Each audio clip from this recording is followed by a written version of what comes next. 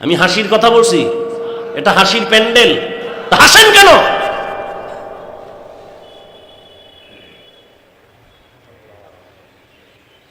হাসির প্যান্ডেলে হাসা এটা গুণ না, হাসাটা বদনাম। এটা কান্নার প্যান্ডেল, এটা তওবার প্যান্ডেল। এখানে বসার সাথে সাথে দিলকে নরম কইরা ভাবসাব সব বন্ধ। আল্লাহ তুমি নিয়ে আসছো, জোর করে আসতে পারি নাই, গুনালয়ে ঢুকছি, গুনা থেকে তওবা করে ফিরতে পারি কিনা, এই পেরেশানি থাকলে সে হাসবে কেন? সে মোবাইল নিয়ে ব্যস্ত থাকবে কেন? সে পান খাবে কেন? বুট খাবে কেন?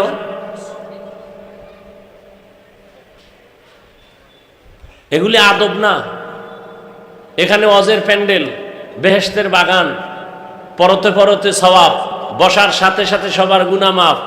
আর ওয়াজ উপলক্ষে আবার আছে অন্যদিকে মার্কেট, বেচা কেনা নাই, মহিলা নাই, সত্য কথা স্বীকার করেন।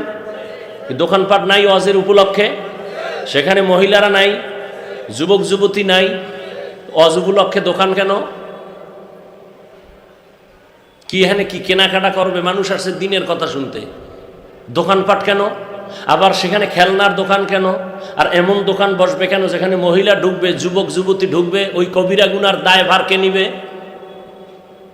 এখানে বেহেশতের বাগান, ওখানে জাহান্নামের বাগান। বিষয় কি? কি হচ্ছে সারা দুনিয়ায়?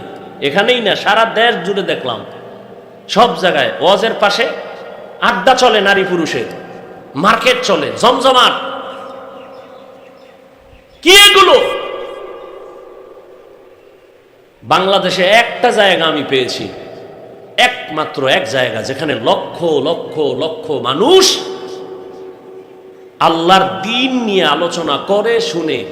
শত শত দোকান, খেলনার দোকান নাই, বেলুনের দোকান নাই, জিকির আজকার চলতেছে, দ্বীনের বয়ান চলতেছে, একটা মহিলা নাই, যুবতী নাই, একটা বাচ্চা মেয়েও নেই। স্রেফ এক জায়গা আছে বাংলাদেশে। কোথায়? কোথায়? গিয়ে দেখো, লক্ষ লক্ষ মানুষ, একটা বাচ্চা মেয়ে নাই। 3-4 দিন মানুষ থাকে সেখানে, একটা বাচ্চা মেয়ে পাবে না। পাশে হিন্দুর বাড়ি, এরাও পর্দা টানায় থাকে।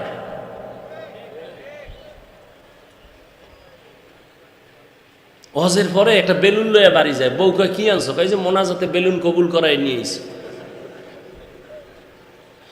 মানুষ এতটা নিম্নে চলে গেছে যা ভাষা নাই বলা। মোবাইল একটা আলগি দিয়া ধরে রাখছে, দেখায় আমি বিদেশ থেকে মোবাইল নিছি, দেখো আমারে।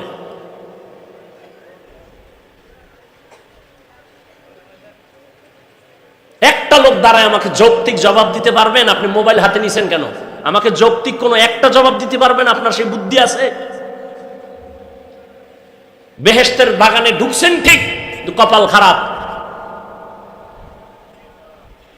এখানে আসতে কপাল লাগে, বসতে কপাল লাগে, মোনাজাত দিয়া কান্নাকাটি কইরা যাইতে কপাল লাগে। যে রসুলকে এক নজর দেখলে জাহান্নাম হারাম, যে রসুলকে এক নজর দেখলে পেটের ক্ষুধা থাকে না, নিমক হারাম বেঈমান রসুলকে সে 13 বছর দেখলো, কালেমা পড়ে নেয়, এর নাম কপাল। অন্যদিকে 27 বছরের যুবক তরবারি নিয়ে রেডি, রসুলকে জবাই করবে, তরবারি ফালায় রসুল কালেমার রশি লাগায় দেন, এর নাম কপাল। ফুলগাজী থানা পুলিশ আসামি ধরে নিয়ে থানার মধ্যে এমন ফিরান দিছে, কান্না নাই, শুধু চিল্লায়, শুধু চোখে বানি নাই। এই পণ্ডিত, এত বুঝো, এত বুঝো, আমগো টুপিওয়ালা গো বোকা বলো। আসলেই আমরা বোকা, আসলেই আমরা বোকা। নয় আমগো যেই পরিমাণ গালি দাও, আমরা কিচ্ছু বলি না, দেখলে সালাম দেই, হাসি মুখে কথা বলি। যদি বোকা না হইতাম তা কানের উপরে ঠাস করে একটা লাগাই দিতাম।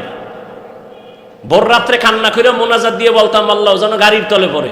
কোনো আলেম বরদোয়া করে না, বাংলা দুনিয়ার কোনো আলেম কারোর জন্য বরদোয়া করে না। এজন্য আমি চ্যালেঞ্জ দিয়ে বলছি, যুবকরে, এ জমিনে তোর দুনিয়ার কেউ তোর আপন না, সব ধান্দাবাজ।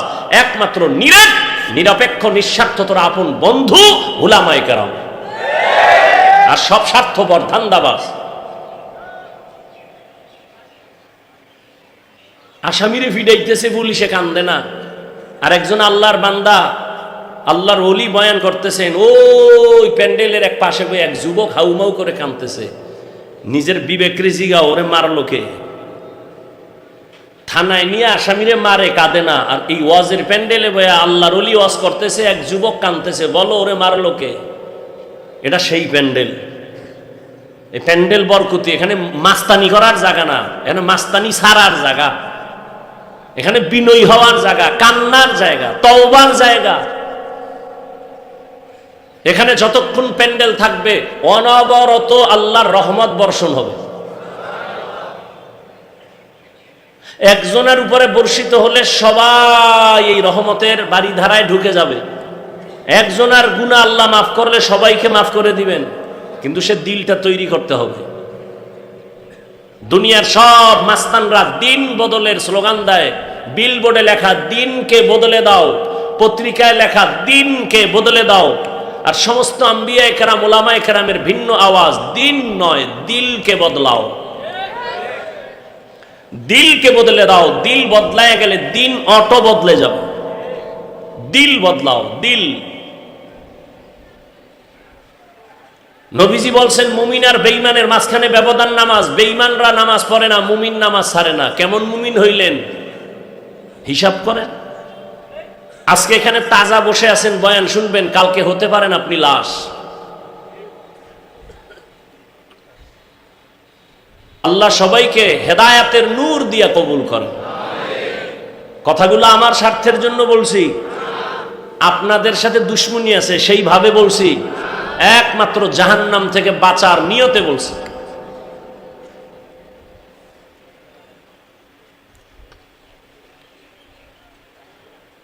একজনে বলে হুজুর মোবাইলে রেকর্ডটা করি, তো আপনার ভক্ত এই জন্য মোবাইল নিছে, এই একটা যুক্তি দিবে, রেকর্ড করি বয়ান। আচ্ছা আমাকে বলো, তুমি 200 হাত দূরের থেকে মোবাইলটা ধরলে না রেকর্ড ভালো হবে না ছবি ভালো আসবে? বরং তোমার কাজটা নিখুঁতভাবে মিডিয়াওয়ালারা করতেছে না? তুমি সকালবেলা ওদের থেকে ডাউনলোড করে নিলেই তো হলো। বসে বসে এই সময় নষ্ট কেন করো? আর এই মোবাইলটা নিয়ে ব্যস্ত হয়ে গেছো, মোনাজাতের পরে যদি মোবাইল হারিয়ে যায় তো তোমার আমও গেল সালাও গেল, এই কপাল লইয়া নিয়ে আইসো বেহেশতের বাগানে।